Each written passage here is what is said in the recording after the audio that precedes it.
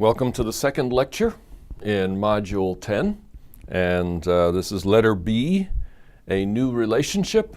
You may remember that in the previous lecture I gave you sort of a summary of the entire class and also of how the biblical theological section of the class highlighted two major metaphors that seem to be more central than any others in Scripture. One of them is the metaphor of history, how Jesus Christ relives the life, the experience of Adam and Israel and even ourselves.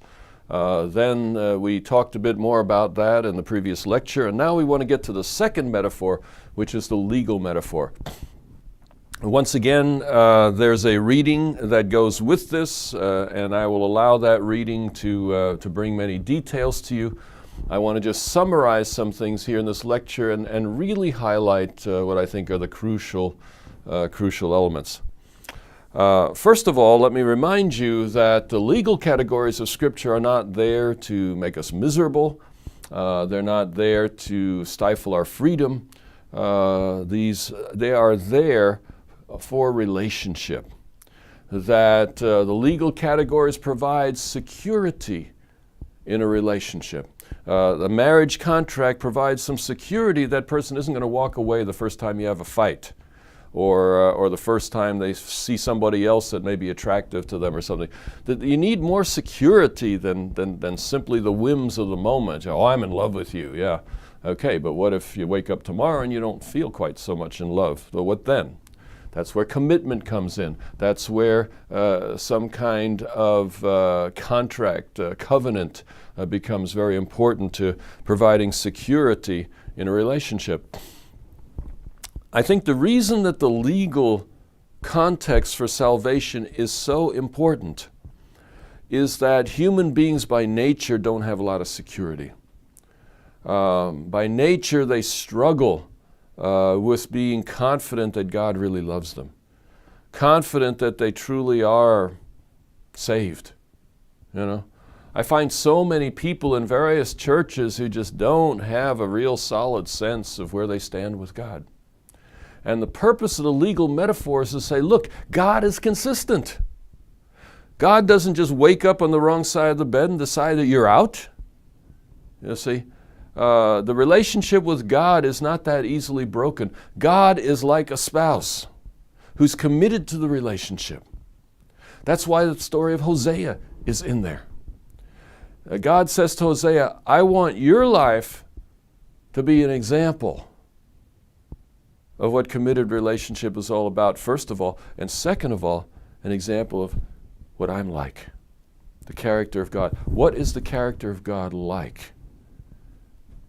He's like a prophet who marries a woman that has tendencies toward adultery, tendencies toward non-commitment. And he marries her because God asks him to. And things go well for first. They have a son with each other, and then there's two children from somebody else. And he names those children with not words. You know, not my kid. You see, the one is not pitied and the other is not my people. So Hosea is beginning to realize there's a real problem. And if you take the language of the Hebrews seriously, she actually went into prostitution. She was so sexually addictive that simply finding somebody in the bar every night wasn't good enough for her. She needed more and more in some way. And the tragedy of the story is that Hosea buys her services from time to time just to be close to her, just to have some relation with her and try to win her back. He buys time, if you will, with his own wife. It's a tragic story. But the purpose of that story is to say, God's committed to us. When we're in relationship with God, it's a committed relationship on His part. We may not be committed. We may mess it up. But God's committed. And, you know, we live through our lives and we're saying, well, you know, I messed up yesterday, so maybe God doesn't love me today. The book of Hosea says, nonsense. Hosea's wife not only committed adultery, not only had kids by another man, she went out and sold the very services that she owed to Hosea. She sold to others. Sold her body. Allowed her husband to buy time to try to win her back. That's what God is like. You say, when I mess up, I'm done. No, you're not done. God's committed. He's committed to a spouse that messes up. He's committed to a spouse that becomes a prostitute. He's committed to a spouse that divorces him with malice. And he's still over there buying time, if that's what it'll take to be with us. That's the metaphor. How is God going to tell us that he's committed to that degree? One of the ways that he does that, one of the most powerful ways, is the legal metaphor. God submits to his own laws. He submits to the covenant he makes with us. He is faithful to that covenant even when we're not. In a real sense, the message that is trying to come through here is not that it's hard to be saved, but in a real sense, it's hard to be lost. You got to do a lot to separate God from your life. He just keeps coming back. He's relentless. He's a spouse that's relentless in his grace, relentless in his courtesy, relentless in his love. And we're the ones pushing him away. Will there be people lost? Yes. But not because God isn't relentless. They're lost because they followed the natural inclinations of sin on another path that took them away from God.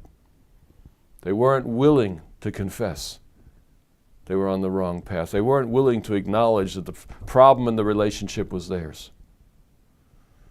And over time, each act becomes easier to do again until finally God is just not part of your life. Not because he doesn't want to be there. So the story of Hosea is a powerful story of how committed God is. And God illustrates that from Genesis to Revelation. In all 66 books of the Bible, God is illustrating his commitment. People tend to be afraid that the mercy of God might run out. Well, Hosea says it won't. But people still worry about that.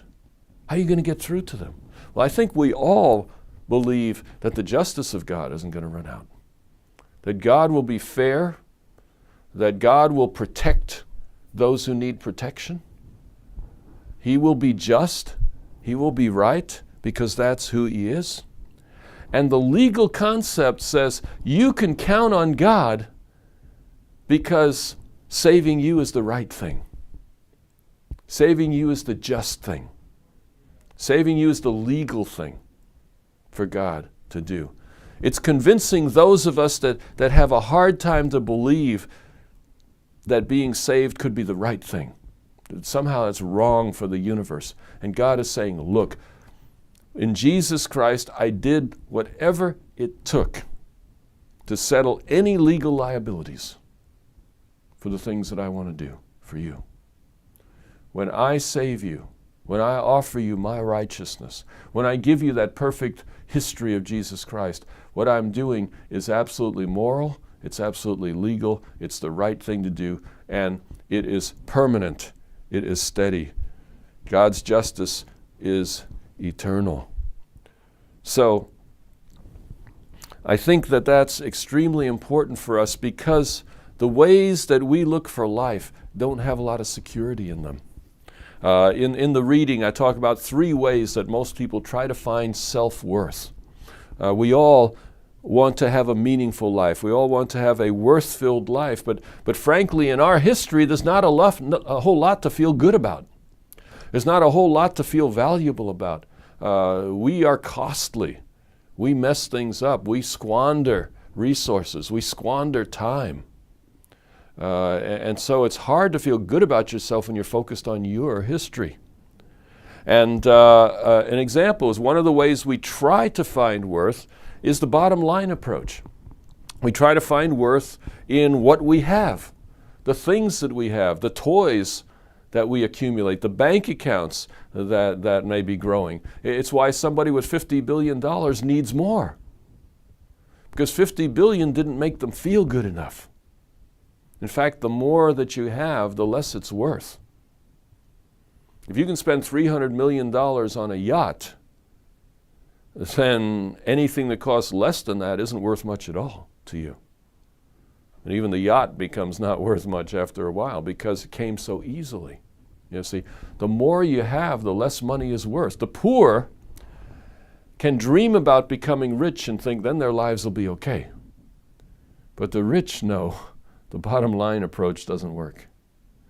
And no matter how much you have, it's never enough to heal the void inside. So in the secular world, one of the major ways that people try to find worth doesn't work. It may work for a time. Things get tough. The tough go shopping. When you come home with those packages, it feels good. Next day, you're back where you were before. Doesn't last. Second way that people try to find life, find worth, is in their performance. You say, man, if I could be the best athlete, if I could be the best teacher, if I could be the best pastor, the best chaplain, whatever you want to call it, if I could be the best at something, then I'd be worth something. But as I point out in the reading, that doesn't last either. Even people at the top of their game can have a bad day. And even people at the top of their game will eventually get old, get tired, fall apart, die, you see. Even our best successes only feel good for a while. The performance approach, the self-development approach, it has value, but it doesn't last. It doesn't really resolve the problem. So a third way that people look for life is the esteem of others. And, I think about teenagers who fall in love for the first time, get Twitter-pated. It's so delightful to watch. And you see how the ugly duckling suddenly becomes a beautiful swan. Why? Because someone else says, you're valuable. You're beautiful. You're incredible. You are amazing. My life is just shining because you're around. And that really works. It really makes a difference. But the problem is, it too doesn't last. People move away. People change their minds. People divorce you. People die. And so even though those relationships can have a powerful impact on our lives, they often don't last. So they don't provide meaningful, lasting solution to the problem of human existence. But I think those who have been in a romantic relationship, those who have seen the joy that comes in life through deep and meaningful relationships, recognize there's something there. But there's also something missing. You see, the friends that we have are just as messed up as we are. So, in a real sense, the joy we get there is a bit false. The friends that we have usually don't love us the way we are. They love us the way they see us. They love the image that they have of us. They love the image of ourselves that we project to them. We mask some of the dark side of our nature. And so most of the people who love us, to some degree, love an image of us and not the real person. So to say that they truly love us as we are, that's pretty rare in this life. It requires knowing everything there is to know about us to truly love us, and that rarely happens. How many friends that you have that you could say anything about any aspect of your life, good, bad, or ugly, discuss it freely, receive their rebuke and stuff, and still love them? Still be in relationship with them. There's not many people like that. It's pretty rare. I think true intimacy is fairly rare in this life. But unless someone knows all about you, can you really trust that they love you as you are? And that they'll love you permanently? Because even if you do have the ideal relationship, that person could be dead tomorrow. And it's all gone. So what we really need to find value is a friend who has 4 characteristics. Number 1, he is truly valuable. Somebody, who's worth something by nature. And that means not human in the way that we know human, because all of us essentially have the same kind of history. But it's somebody with a pure history, somebody with a perfect history, somebody who has value inherent in themselves. Second, a friend who loves us just the way we are. We don't have to change in order to earn their love. 3, they know all about us. That means they're not going to change their mind when they find out something. There's no risk in the relationship. Well, if they find this out, now they're not going to be there. And it needs to be someone who lives forever. The only person I know of available to you and me that has all 4 characteristics is Jesus Christ. He is genuinely valuable. He made the entire universe. He made every planet, every star, every galaxy. He's more valuable than, BMWs, fancy houses and yachts. I mean, anything that we would put our value upon, he transcends all of that. He's truly valuable. He knows everything there's to know about us, yet loves us exactly the way we are. And he lives forever. Having died, he will not die again. That is the core basis of the gospel. That such a friend truly lives. Jesus Christ. There's a diagram in your reading, but I'd like to show it to you here just for a moment. So let me just pass around the podium here and bring this to the camera. But you will see this, I think, in the reading. It says the search for self-worth. And you can see that the bottom line approach is rooted in our relationship with the earth. We try to value ourselves by the things that we have. We can value ourselves in terms of performance, our relationship with ourselves, how we perform in relation to our own expectations. Or we can value ourselves in relation to others. If other people think I'm awesome, if awesome people think I'm awesome, then I must be awesome. But ultimately, self-worth is found only in God, that upward relationship. That is the place, a mighty act of God who loves us just the way we are. No matter what we've done, no matter where we've been, he knows all about us. Genuinely valuable, never die, loves us the way we are. That's the story of Jesus Christ. And that's the power of the gospel. That's the power of the Bible story, is it's not just any old story. But the reality is the Bible is the story that truly matters. It's how my life can be put back together, no matter how messed up it may be. It explains the great metaphors of the Bible. And those metaphors tell us, like God is the light. Imagine being in a dark cave and you can't see a thing for 10 days and suddenly you're brought outside and you can see colors and life again. Being trapped in a place where the air is really bad and then suddenly a window is open and this gust of fresh, pure air comes. Oh, you see. The bread of life, you're starving, you haven't eaten in 3 days and somebody gives you some fresh baked bread with a little butter on it and you say, oh man, that is what Jesus Christ is like. When you truly know the failure and disaster of your life, he's the bread of life. He's the light of life. Whatever metaphors you want to take, he is all of that. The good shepherd, the resurrection, the life, etc. This is what Jesus Christ is about. It explains the survival of Christianity for thousands of years. People have found in Jesus Christ a life that they could not find anywhere else. They're willing to die for that life. You see? So this is the core of the gospel. And it's the legal side of the gospel is that God has committed himself,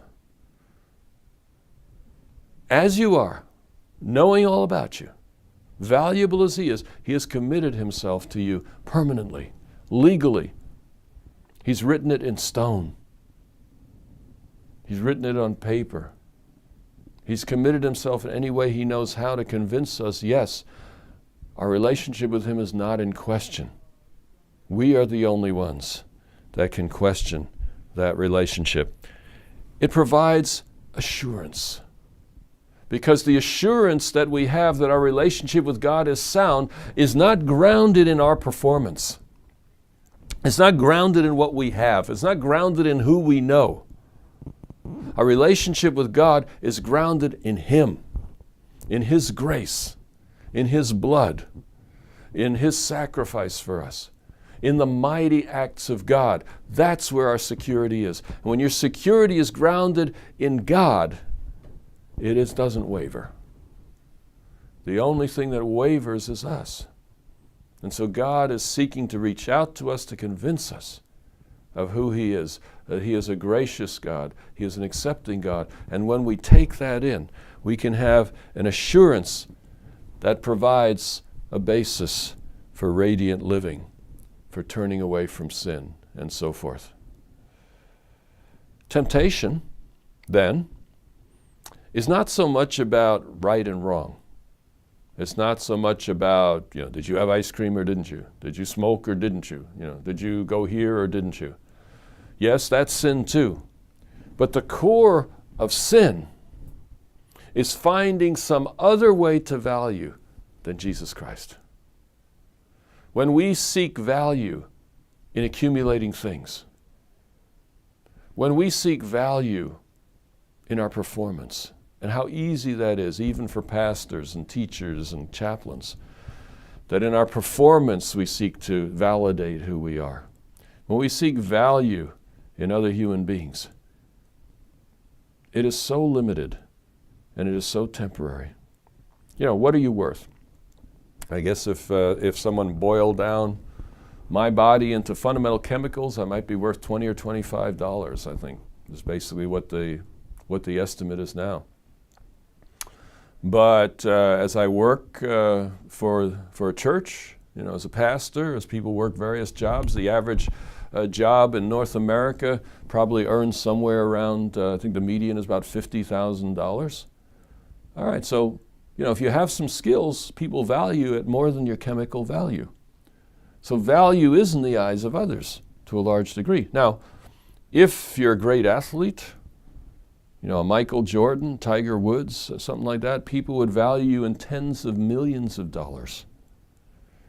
If you're somebody who has created software that runs on pretty much all computers, you might be worth tens of billions of dollars. You see, we tend to value people in terms of what they can do for us, in terms of these measures of who they are, but all of those are limited. The gospel is about someone who created the universe being willing to die for you. What kind of value does that put on you? Bill Gates couldn't come close. Tiger Woods couldn't come close. The reality is that the death of Jesus Christ says you are worth the universe to God. There's something about you that he would be willing to send his son for. That's the amazing story of the gospel. That's the Hosea commitment of God. To say, I'm willing to put it in writing, to go to any lengths to demonstrate that our relationship is good, that my commitment to you is unshakable. The only way you can get out of this relationship is like Gomer, to just go. You see? So, temptation, when it comes, is simply steering you away. When you're suffering with temptation, ask yourself, why is my need not being met in Jesus Christ? Why am I buying these things?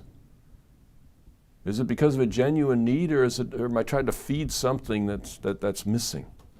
Why am I getting another degree? Why am I lusting after this high-powered position? Is it, a genuine need in my life? Is it something God is directing me to, or am I substituting for the real solution?